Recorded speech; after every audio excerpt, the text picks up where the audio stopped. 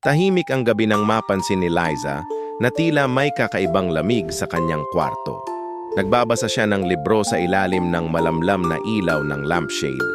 Ngunit biglang napansin ang aninong gumalaw sa sulok.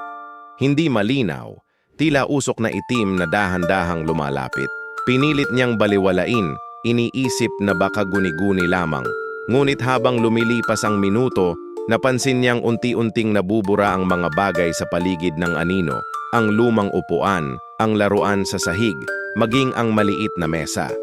Tila nilalamon ng dilim ang lahat ng madaanan nito, at ang hangin ay naging malamig na parang yelo. Nang tumambad na ito sa paanan ng kanyang kama, hindi na siya makagalaw sa takot, parang pinigil ng isang hindi nakikitang puwersa. Tumingin siya sa salamin, wala na siyang refleksyon. Napansin niyang nagiging maputla ang kanyang balat.